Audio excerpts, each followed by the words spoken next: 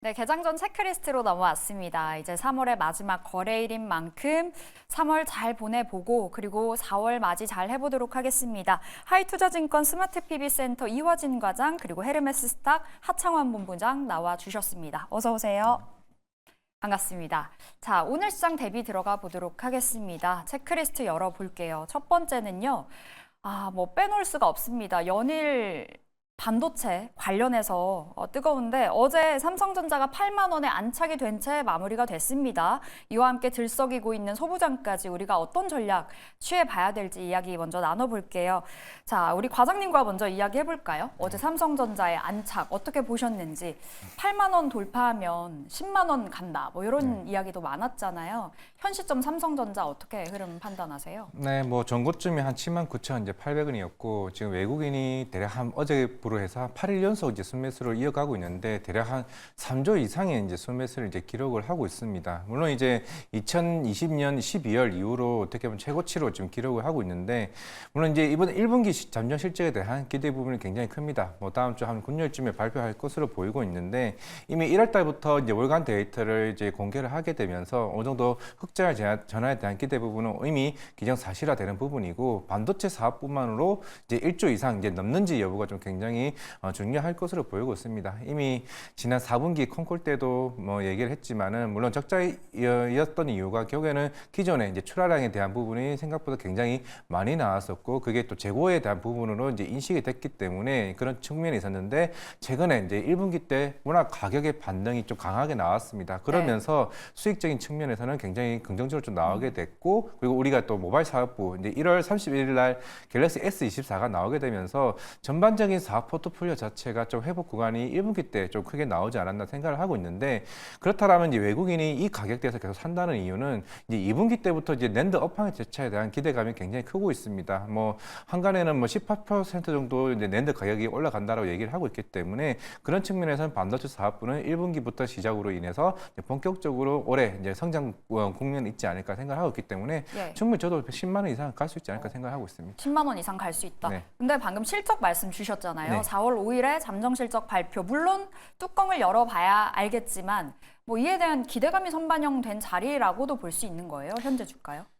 충분히 선반영 됐다고 생각을 하고는 있지만은 결국 시장에서 얘기를 하고 있는 거는 물론 GTC 2024에서도 어느 정도 발표가 나오긴 했었습니다만은 기존의 AMD 고객사에 이어서 향후에 이제 엔비디아과 관련 수주 모멘텀 물론 이제 HBM3E 그 12단 적층 이제 메모리 반도체에 대해서 향후에 그런 수주 모멘텀 기회가 나온다고 하게 되면 거기에 대한 밸류 자체도 아마 모든 증권사들이 한 단계 이제 업을 가능성이 좀 굉장히 높다라고 생각하고 있습니다. 일단은 뭐 마이크론도 이제 2분기에 HBM3를 양산을 할 거고 이제 삼성전자 같은 경우는 아마 이번 콘콜 때 아마 4월 말에 하게 될 것 같은데 좀 구체적인 시기가 아마 3분기쯤으로 좀 예상을 하고 있습니다. 그런 이제 스케줄 타임라인에 따라서 이제 조금 가격대가 굉장히 좀 올라갈 것으로 보이고 있기 때문에 아까 금방 화면자로 나왔던 이런 로드맵에 따라서 그 가치가 더 올라간다라고 하게 되면은 충분히 매력적인 구간을 계속 갈 수 있지 않을까 생각하고 있습니다. 네, 현 시점 삼성전자 어느 정도 반영이 되긴 했습니다라는 코멘트 주셨는데 그 안에서 좀 더 상단 열어놓고 볼 수 있다라는 이야기까지 전해주셨고요. 본부장님은 삼성전자 어제 8만 원 안착 어떻게 보셨는지 궁금합니다. 뭐 사실 좀 기대감이 확대가 되고 있다라고 볼 수가 있겠죠. 아무래도 이제 잠정 실적을 기반으로 해서 좀 수급이 엄청나게 들어오고 있는 상황이기 때문에 뭐 그 부분에서의 뭐 흐름들이 조금 더 기대가 된다라고 보시면 좋을 것 같고 말씀 주신 것처럼 지금 증권사에서도 리포트들 정말 열심히 내주고 있는 상황이죠. 그래서 밴드가 만들어지고 있는데 밴드 안에 들어오는 게 일단 핵심이라고 보고 있고요. 뭐 1분기 때처럼 이제 잠정 실적에서 만약에라도 뭐 이런 수출 데이터도 좋아지고 마이크론 테크놀로지에서도 실적의 변화를 좀 우리가 격하게 확인을 하고 있는데 그럼에도 불구하고 만약에 그 밴드 안에도 못 들어간다 그러면은 뭐 지수는 엄청나게 눌릴 수밖에 없는 상황이고요. 다만 이제 상단으로 올라간다라고 한다면 상방이 굉장히 좀 커지지 않을까라고 생각을 합니다. 사실 하이닉스 자체가 이제 이전에 박스권을 돌파하면서 주가가 굉장히 막 40% 이상 상승하고 있었던 사이에 삼성전자는 계속 기고 있었던 상황이거든요. 게다가 최근에 HBM에 대한 이런 추가적인 공급에 대한 증가 기대감들이 나타나고 있는 상황이기 때문에 뭐 그러한 부분을 녹여낸다라고 한다면 뭐 충분히 주가의 우상향 좀 기대를 해볼 수 있을 것 같고요. 뭐 물론 지금의 이런 상승 단기적으로 7만 원 초반 라인부터 이제 8만 원을 돌파하는 이 흐름이 실적에 대한 이런 반영이 되어 그 어느 정도 반영이 되어 있는 것은 맞지만 지금부터 사실 업종이 턴어라운드가 되는 시작 부분이고 수출 데이터라든지 기타 부분에서 이제 확인하는 과정이기 때문에 사실 상방은 좀 크게 열릴 수 있다라고 보고 있고요. 좀 뭐 물론 10만 원 뭐 이런 가격이 상당히 상당한 의미를 가지고 있는 가격대이긴 하지만 사실 뭐 가격 자체를 지금 정해놓고 보실 필요는 없다라고 봅니다. 그래서 지금 전반적으로 이 산업에 대한 빅사이클이 다시 온다라고 보여지고 있는 상황이어서 뭐 굳이 미리 상단을 선점해 놓으시고 보시면 그 가격대 오면 좀 마음이 흔들릴 수밖에 없거든요. 그러지 마시고 그냥 흘러가는 대로 좀 지켜보시면서 이런 좀 반도체의 강해지는 흐름들 계속 지켜보시면 어떨까 싶습니다. 본부장님, 그러면 환율은 어떻게 좀 접목시켜서 볼 수 있을까요? 원달러 환율이 참 부담이어서 네. PC 물가지표 공개가 되고 나서 만약에 우리가 기대에 못 미친다면 환율이 또 한 번 변수가 되지 않을까 이런 생각도 들고요. 외국인들의 수급을 좀 좌지우지할 수 있을 만한 요인이 될 것 같아서요. 뭐 사실 지금 환율의 레벨 단계는 뭐 안 부담스럽다라고 말하기는 어렵습니다. 근데 사실 만약에 우리나라 통화 가치만 하락을 한다라고 한다면 이건 굉장히 좀 경고성으로 봐야 되겠죠. 근데 사실 지금 이제 이 환율에서 우리나라 원화 가치가 하락을 하는 것은 기타 다른 통화국들에서의 약세 흐름들이 나타나는 부분들이 좀 강하거든요. 뭐 대표적으로 스위스라든지 뭐 네덜란드 쪽에서도 금리 인하를 단행을 한 상황이고요. 그러다 보니까 이제 유로화가 좀 약해지는 부분들이 있고 엔화 같은 경우도 사실 요번에 이제 그 정책이 바뀌면서 좀 굉장히 좀 공격적으로 이 엔화의 가치가 상승을 하면서 달러 인덱스를 잡아주지 않을까라는 기대감이 있었는데 뭐 이제 속도 부분에서 굉장히 완화적인 기조가 유지가 되다 보니까 오히려 34년 만에 뭐 엔이랑 달러 같은 경우 최고치를 오히려 갱신을 해버리는 그런 흐름들로 나오고 있고 위안화 같은 경우도 사실 좀 어렵죠. 이제 7위안 달러당 7위안이 사실 센티적으로는 굉장히 좀 중요한 마지 노선인데 그 부분도 지금 계속적으로 작년부터 돌파가 된 이후로 좀 지지부진한 상황입니다. 아무래도 뭐 부양책들이라든지 이런 지급률 인하를 하더라도 뭐 지금 부동산에 대한 문제 지금 다시 한번 또 얘기 나오고 있거든요. 그러면은 부동산 경기가 안 좋아지면은 이런 뭐 정부에 대한 정책이 나오더라도 사실 경기에 대한 불안감들이 아직 해소가 안 된 거기 때문에 상대적으로 위안화도 약세가 될 수밖에 없겠죠. 그럼 달러 인덱스의 좀 주요 통화 중에서 세 개나 지금 약세 흐름을 나타나고 있기 때문에 상대적으로 달러가 좀 강세가 되고 있다라고 보시면 좋을 것 같고요. 근데 이게 이러한 흐름이 된다라고 해서 안전자산에 대한 선호 심리가 엄청나게 높아졌다라고 보기는 어렵거든요. 뭐 보통 이제 그쪽으로 넘어가면 또 금 가격에 대한 얘기를 해야 되는데 금 같은 경우도 금리 인하에 대한 부분들과 이제 중국의 가계에서의 좀 많은 수요가 나타나는 부분으로 연결이 되는 거기 때문에 사실 이제 금 부분도 조금 빼놓고 얘기를 해야 됩니다. 그래서 물론 이제 PC에 따라서 달러가 조금 더 강해지고 물론 이 시장에서 그 부분을 좀 집중을 한다라고 한다면 단기적인 이탈이 나올 수는 있겠지만 최근 2주 안에 들어왔었던 이런 강력한 외국인과 기간에 한 5조 정도 되는 수급은 삼성전자의 잠정 실적을 바라보고 들어온 수급이기 때문에 그 부분에서 뭐 큰 이탈이 나올 거라고는 생각을 하지 않습니다. 그래서 지금 가장 핵심적으로 보셔야 되는 거는 삼성전자 잠정 실적이 어떻게 나오는지가 제일 핵심이고요. 그 흐름에 따라서 사실 환율의 부분들이 부담이 되는지 안 되는지는 그때 가서 좀 보시는 게 맞지 않을까 싶습니다. 그러니까 주변국 통화들이 약세를 보여주다 보니 상대적으로 달러 강세가 나타나는 거고 일단은 4월 5일이 좀 중요하겠습니다. 그날을 디데이로 잡고 반도체 관련해서 좀 들여다봐야 될 것 같고요. 과장님, 지난주에도 우리 반도체 이야기했었잖아요. 지난주에 말씀 주셨던 건 삼성전자 밸류체인으로 이제 눈을 살포시 돌려보자였는데 그 시각이 유효한지도 궁금하고요. 어제 시장에서 또 특징적이었던 건 최근에 많이 쉬었던 제주 반도체, 가온칩스, 온디바이스 AI 쪽으로도 시세가 나오더라고요. 우리 다시 한번 소부장 안에서 어떤 전략 취해볼까요?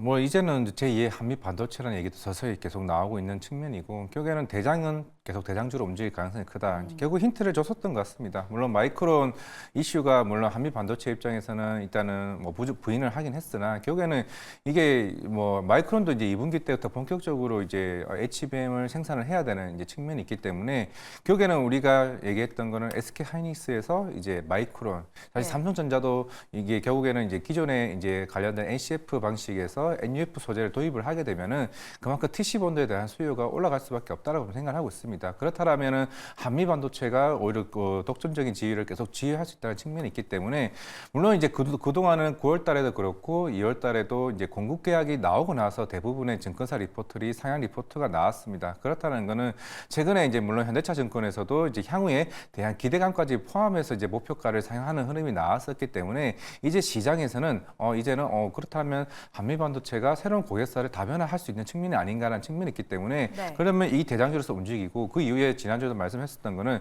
삼성전자 밸류체인이 조금씩 움직이기 시작을 했습니다. 뭐 동진 세미캔도 마찬가지였고 특히 웨이퍼 이송 장비 업체를 만드는 사이메스 같은 경우도 삼성전자 향에 대한 매출 비중이 90%이기 때문에 당연히 이제 웨이퍼 이송을 한다. 그만큼 삼성전자도 이제 수율 개선을 위해서라도 이제 본격적으로 1분기 때부터 간산 원복을 시작하게 되면은 향후에 이런 재고 물량이 아니라 출하량들이 훨씬 더 커진다라고 했을 때는 그런 장비 업체들에 대한 수요는 훨씬 더 좀 커지지 않을까라고 생각을 하고 있습니다. 아마 이거는 1분기 컨콜에서도 좀 더 이제 명확하게 조금 제시하지 않을까라고 생각을 하고 있기 때문에 그리고 하나마이크론 아니면은 이제 이오테크닉스 그리고 제우스 이런 종목들은 제가 봤을 때 이제부터 본격적으로 이제 물론 SK 하이닉스 밸류체인이 빠진다는 건 아닙니다. 그만큼 반도체에 대한 슈퍼 사이클이 본격적으로 이루어지는 거고 결국 수급적으로 이제 순환매가 이루어진다는 거기 때문에 당연히 반도체는 우리 상반기 하반기까지는 좀 주도 섹터로서의 움직임은 계속 나올 수 있다 생각하고 있습니다. 하나마이크론, 이오테크닉스 네. 그리고 제우스도 지난주에 말씀 주셨던 종목 중에 하나인데 그럼 한미반도체 상단 더 열고 보자로 좀 정리를 해보면 되는 건가요? 보유자들의 영역이죠. 네, 보유자의 영역이긴 하겠으나 결국에는 이게 시장에서는 어느 정도 명확하게 나올 수 있는 것 같습니다. 아까 말했지만 삼성전자에서 여기서 나온다라고 하게 되면은 물론 지금 목표가가 최근에 20만 원까지 올라오기는 했지만은 30만 원까지 좀 충분히 더 올릴 수 있는 분야라고 생각을 하고 있습니다. 사실 실적이 찍히는 부분이기 때문에 이번 1분기 실적이 굉장히 기대가 될 수밖에 없는 게 이미 4분기 때 작년 9월에 SK 하이닉스에 공급했던 물량들이 일부 인식이 됐습니다. 그렇다는 거는 지금 IDA 업체들이 빠르게 지금 HBM 물량들이 쓰고 있다는 측면이기 때문에 조금 그런 측면에서는 1분기 실적 한미 반도체 기대하자 말씀드리겠습니다. 예, 이렇게 종목들까지 말씀 주셨고요. 자, 우리 본부장님은 한미 반도체 마이크론 관련해서 이슈가 있었잖아요. TC본더 공급 계약 추진 소식, 이 소식이 상단을 더 열 수 있는 재료인지도 궁금하고요. 이와 함께 이수페타시스는 어떻게 보세요? 어제 급등 나왔는데요. 일단은 어제 상승이 나온 요인 중에 좀 많은 부분을 차지하는 게 뭐 말씀해주신 그 이슈라고 생각을 하고 있고요. 그다음에 뭐 센티적으로도 좀 상방이 크게 열려 있었던 상황이죠. 현대차증권에서의 이제 리포트 13만 원에서 20만 원으로 목표가 상향이 된 부분들과 사실 이제 밸류라는 것은 현재 시점에서의 미래의 그런 수요도들을 좀 책정을 해서 이제 진행을 하는 거기 때문에 어느 기준점을 잡는지에 따라서 이게 밸류가 비싸냐 안 비싸냐가 나올 수 있고요. 근데 이제 중요한 거는 지금 당장의 이런 밸류로 당겨온 것들은 조금 높다라고 볼 수 있는 50배 이상이지만 이게 또 내년이나 후년으로 갔을 때는 30배 정도로 빠르게 내려오거든요. 그러면은 실적이 올라가서 그런 건가요? 그렇죠. 실적이 좋아지니까 이제 밸류적인 부분들이 많이 내려가는 부분인데 이게 50배에서 30배 수준으로 내려가고 30대도 거의 초반 부분입니다. 그래서 그런 부분에서 본다면 시장이 그만큼 빠르게 성장하고 거기에 따른 밸류가 좋아지는 거기 때문에 뭐 상방은 충분히 좀 열어줄 수 있는 상황이라고 보시면 좋을 것 같고 어제 나왔던 그 뉴스는 이제 아무래도 공급처가 다변화가 된다라고 한다면 그 부분을 조금 더 빠르게 가시화를 해줄 수 있는 요인으로 작용을 하기 때문에 시장에서는 좀 환호를 한 것 같고요. 어쨌든 여전히 HBM을 필두로 시장이 움직이고 있는 상황이기 때문에 뭐 그러한 부분을 보시면 좋을 것 같고 이수페타시스도 마찬가지입니다.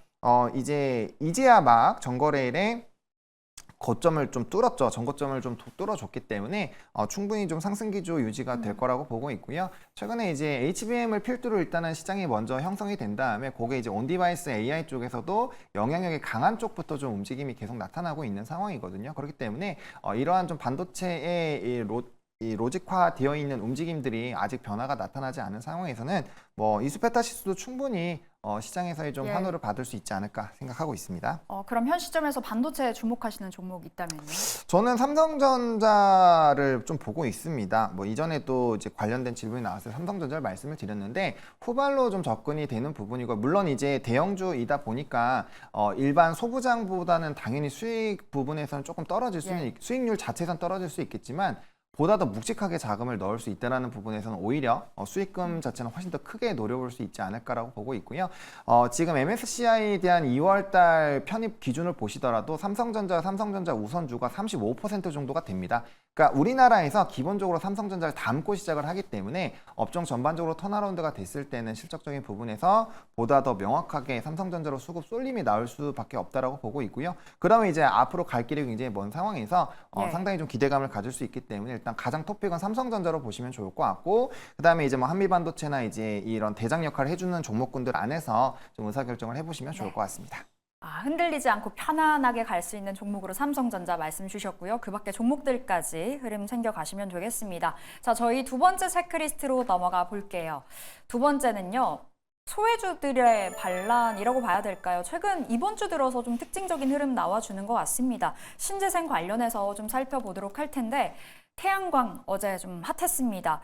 이거를 연속의 이 상승 랠리를 보여줬었고요. 연속적인 흐름 이어갈 것인가? 과장님 궁금한데요. 아무래도 미중 갈등, 그 안에서의 태양광, 뭐 전기차가 언급이 되고 있잖아요. 네. 간밤에 뉴욕 증시 S&P 500 11개 섹터 열어보니까 유틸리티가 또 가장 높게 올라갔더라고요. 오늘도 태양광 갈까요? 사실 태양광은 아직까지는 이런 태양광 모듈이나 이제 폴리실리콘 가격에 대한 부분이 아직까지 강한 반등이 저는 안 나오고 있다고 생각을 하고 있습니다. 그런 측면에서는 결국에는 실적이나 이런 흐름이 향후에 좀 전망이 좀 좋아야 되는 부분이 있다라고 생각을 하고 있는데 그런 측면에서는 아직까지는 그 수요가 조금 이제 부진하다라고 좀 생각을 하고 있고 결국에는 하나솔루션도 그동안 주가가 계속 꾸준히 좀 빠져왔었다는 거는 기존에는 이제 작년 한 10월쯤에 처음으로 금리 인하에 대한 기대감이 나오게 되면서 신재생 관련 특히 풍력이나 태양광들이 굉장히 빠르게 좀 올라왔었다가 결국에는 이런 기대감이 사라지서 소멸되게 되면서 이제 조금씩 주가가 다시 빠졌습니다. 결국에는 이게 미중 갈등에 대한 부분들은 사실 예전부터 계속 꾸준히 좀 이루어 왔었던 거고 심지어 지난주는 조선주가 나왔었고 이번에 태양광 관련 이슈가 좀 나왔었기 때문에 좀 단기적인 이벤트라고 좀 생각을 하고 있습니다. 결국에는 향후에 이런 신재생 관련해는 정책적인 모멘텀이 계속 꾸준히 나와줘야 되고 금리 인하에 대한 부분이 나와줘야 그런 증설에 대한 자금 조달에 대한 이슈가 조금 해소가 되는 부분이 있다라고 생각하고 있기 때문에 저는 단기적인 좀 모멘텀을 좀 봐야 된다라고 생각을 하고 있고 만약에 대선에서 만약에 트럼프 대통령이 당선이 된다라고 하게 되면은 네. 트럼프 대통령 자체가 이미 그런 화석 연료에 대한 이제 공약을 좀 내세우는 측면이 있고 우리 신재생에 대해서는 좀 부정적인 의견이 좀 있는 측면이 있기 때문에 그런 측면도 간과해서는 저는 안 된다고 생각을 하고 있기 때문에 우리는 그것도 대응하자 좀 말씀드리겠습니다. 좀 단기적인 트레이딩 관점으로 봐야 된다라고 좀 말씀을 주셨고 우리 본부장님은 어떻게 보셨을까요? 태양광 그 안에서도 뭐 모듈, 패널 이쪽이 강하더라고요. 이 네. 흐름은 어떤 시각으로 바라보세요? 그러니까 이제 앞서서 잘 설명해 주신 것처럼 미중 갈등에 대한 이슈가 발생이 되고 말씀 주신 것처럼 이제 뭐 태양광 쪽은 좀 관심 있게 보신 분들은 아시겠지만 네. 치킨 게임이 좀 있었죠. 그러다 보니까 이제 전 세계적으로 굉장히 많게 있었던 폴리실리콘 업체들이 다 좀 망했고요.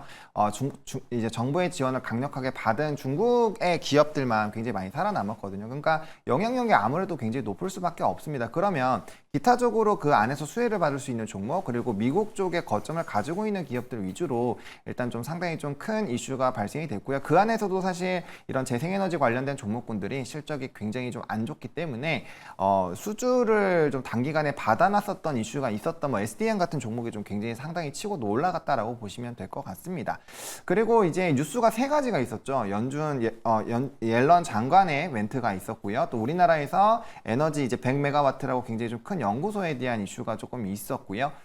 그다음에 뭐 이제 여러 가지 이슈들이 좀 복합적으로 작용이 되는 부분들이 있었는데 오늘 같은 경우는 원전 관련된 부분에서도 좀 뉴스케일 파워 같은 이런 종목이 좀 또 조정이 나왔거든요. 그래서 물론 일부 에너지 쪽은 또 강하긴 했지만 기타 좀 상승 트리거를 또 당겨줬었던 그런 산업군에서는 좀 일부 좀 차익이 나왔기 때문에 연속성을 가질지는 조금 생각을 해봐야 될 것 같고요. 또 이전에 재생에너지들이 굉장히 강했을 때와 비교했을 때 아직 거래대금 자체가 굉장히 약합니다. 그래서 저는 뭐 지금 이제 분기 말 이슈를 좀 앞두고 어느 정도 그냥 위치를 맞춰주는 그런 작업들로 보시는 게 맞지 않을까라는 생각입니다.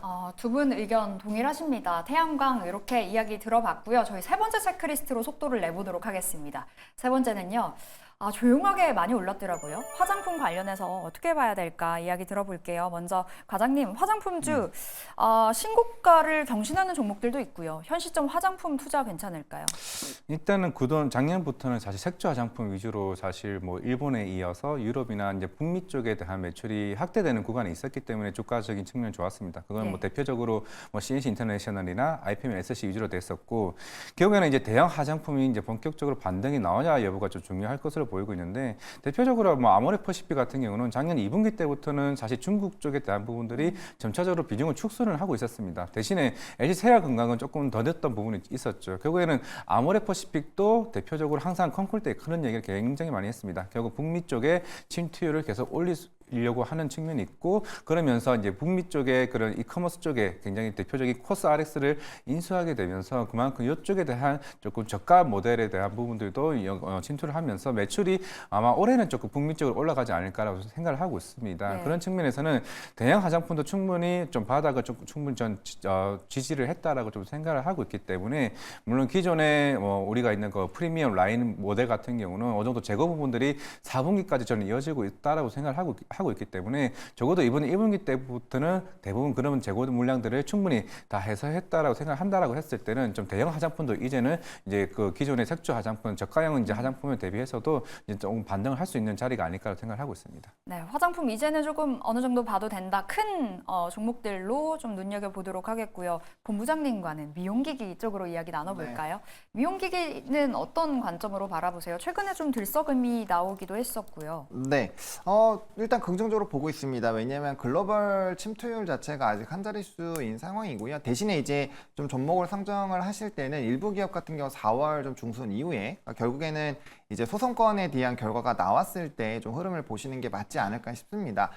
왜 그러냐면 사실 이제 미용 의료기기 쪽이 소송건이 좀 많이 걸리는 부분들이 일단 있다라고 말씀을 드리겠고요. 그 부분이 좀 해소가 돼야 주력으로 조금 인정받는 뭐 대표적으로 산업 리포트들도 보시면 아마 클래시스나 비오를 좀 기술력 부분에 상당히 좀 높게 점쳐주는 경향이 좀 있거든요. 예. 그러다 보니까 해당 종목군들을 먼저 좀 선점해서 보시는 건 맞고요. 실적 때문인가요? 뭐 실적도 그렇고 일단은 기술력 부분에서의 먼저 선점해 놓은 부분들이 있기 때문에 이걸 따라하게 됐을 땐 좀 어떤 소송건들이나 이런 문제가 좀 생길 수가 있거든요. 기본적으로 미용 의료기기 자체는 뭐 스토리라인은 비슷합니다. 이제 주력 제품이 팔리고 거기에 따라 이제 소모품에 대한 매출 비중들이 대부분 30에서 40% 정도가 되기 때문에 관련된 부분에서 이제 구독적인 이런 이제 수익은 나오게 됩니다. 그래서 나머지 종목군들도 사실 실적에 대한 흐름들을 좀 살펴보시면 매출액과 영업이익, 순이익이 대부분 다 우상향하는 흐름들이 나타나고 있어요. 대신에 이제 얼마나 좀 유명한 기기를 가지고 있는지 그리고 네. 수출적인 부분에서의 이런 출하량 부분이 계속적으로 좀 진행이 되는지 그런 부분에서 좀 메리트가 붙어준다라고 보시면 좋을 것 같고요. 쉽게 이해를 좀 돕기 위해서 말씀을 드리면 보톨루늄 톡신에서도 톡신에 대한 이런 이 어떤 이 책무를 하느냐에 따라서 소송들이 좀 있었고 거기에 따라서 희비 교차가 굉장히 좀 강했잖아요. 미용 의료기기도 좀 비슷한 궤도로 가고 있다라고 보시면 될 것 같습니다. 뭐 지금 현재 PER로 봤을 때는 일부 조금 어느 정도 왔다라고 볼 수는 있지만 예. 앞으로의 시장 점유율이라든지 뭐 침투율을 본다라고 한다면 충분히 좀 우상향이 나올 수 있는 상황이기 때문에 그런 결과 이후에 조금 더 집중적으로 보시는 게 맞지 않을까라는 생각입니다. 예, 좋게 보신다 했는데 딱 종목만 여쭐게요. 어떤 종목인가요? 그럼? 앞서 말씀드린 것처럼 비올과 클래시스 저는 일단 두 종목을 보시는 게 맞다라고 보고 있습니다. 알겠습니다. 비올과 클래시스까지 이야기 들어봤고요. 저희 체크리스트는 여기서 마무리 지어보도록 하겠습니다. 하이투자증권 스마트 PB센터 이화진 과장 그리고 헤르메스 스탁 하청환 본부장 함께했습니다. 말씀 고맙습니다.